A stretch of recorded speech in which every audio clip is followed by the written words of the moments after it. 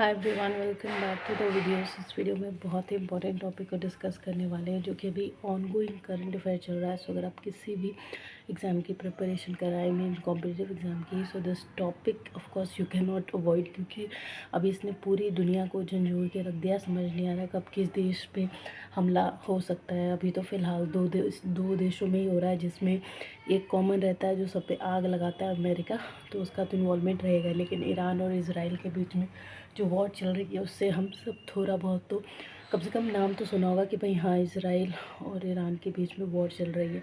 सो उसके पहले भी मैंने वीडियो बनाया है अभी कुछ वीक्स पहले, जब वो स्टार्ट हुआ था कि भाई क्या है क्या नहीं है। अब उसके आगे अभी ये जाहिर सी बात अभी चल ही रहा है और ख़राब होता ही जा रहा है माहौल, और बजाय इसके कि उसको सुधरना चाहिए।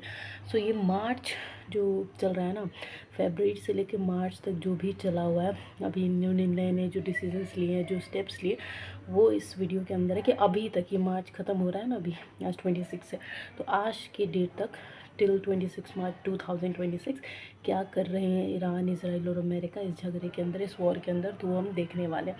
So let's start with the video. बहुत इंपॉर्टेंट वीडियो होने वाली है, एग्ज़ाम के पर्सपेक्टिव से तो है ही, आप स्किप करने का चांस नहीं कर सकते, लेकिन एज अ ग्लोबल सिटीज़न भी आपको समझना चाहिए, क्योंकि इंडिया जो है न्यूट्रल रहता है, क्योंकि हम बहुत ज़्यादा डिपेंडेंट हैं बहुत सारी कंट्रीज़ पे, है ना, गल्फ़ कंट्रीज़ पे, जैसे ऑयल गैसेस के लिए, और अमेरिका जैसी कंट्री पे, रशिया जैसी जो कंट्रीज़ हैं उन पे वॉर्स जो होते हैं उसके लिए हमें वेपन्स आर्म्स की जो प्रोवाइड है, वो ये सारे जो कंट्रीज़ हैं वो करवाते हैं। सो इसके अलावा अगर हम लोग बात करें ईरान इसराइल वॉर की, सो देखिए अभी मार्च 2026 की बात है, इसमें मल्टी फ्रंट वॉर हो रहा है, यानी कि सामने से बहुत सारे खतरनाक स्ट्राइक्स किए जा रहे हैं दोनों कंट्री के द्वारा। यूएस और इसराइल जो है स्ट्राइक्स कर रहे हैं। 28 फरवरी 2026 को भी इन्होंने स्ट्राइक किया था, तो ईरान की लीडरशिप पे इन्होंने हल्ला बोला है और इंफ्रास्ट्रक्चर के ऊपर भी हल्ला बोला है।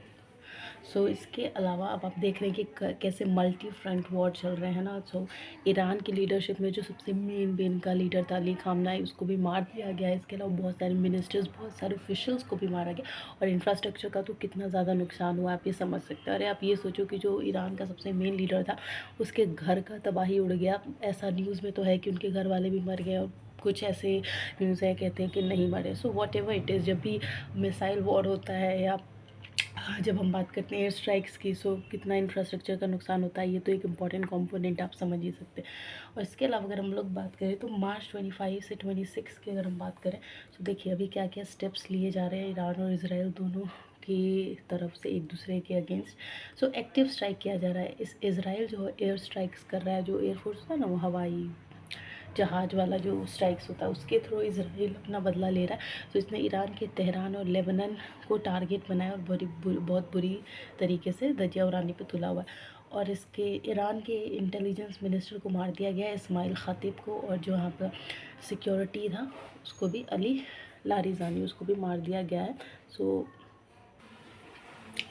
इसके अलावा जो अब जाहिर सी बात है, ईरान भी तो अपना बदला लेगा ना। इसराइल ने एयर स्ट्राइक कर दिया तो ईरान भी तो कुछ ना कुछ करेगा ही। ऐसे तो नहीं कि हाथ पे हाथ धर के बैठेगा, बल्कि वो एक अकेला मुस्लिम कंट्री था जो कि इसराइल जैसे कंट्री के अगेंस्ट खड़ा रहा और इससे लड़ा, ना कि डरा इससे। सो ईरानियन रिटेलिएशन, अब ईरान क्या कर रहा है, बहुत सारे मिसाइल्स इसराइल पे फेंक रहा है, ड्रोन्स का सहारा लेके इसराइल को बर्बाद कर रहा है, और बहुत सारे इसराइल और यूएस के बेस कैंप्स जो हैं उसको ख़त्म कर रहा है ईरान ने। मतलब इसके जहाँ जहाँ भी अलग अलग गल्फ़ कंट्रीज़ के अंदर, जो जैसे दुबई आपको पता है कितना मेन टारगेट बना था, वहाँ से लोग कितना इधर उधर फुदर हुए, क्योंकि बहुत जो दुबई में ऐसा नहीं था कि दुबई पे टारगेट हुआ था, वहाँ पे जो यूएस मिलिट्री कैंप्स थे, इसराइल के कैंप्स थे, उस पर अटैक किया गया। ठीक है, सो गल्फ़ कंट्री पे मेनली इनके जो भी इसराइल और अमेरिका के, तो उनके कैंप्स को ख़त्म किया गया। और कुवैत, सऊदी अरेबिया, इन जैसे कंट्रीज़ पे भी ईरान जो है अटैक कर रहा है, क्योंकि ये गल्फ़ कंट्रीज़ हैं और यहाँ पे जो कैंप्स हैं उनके वो उड़ा रहा है।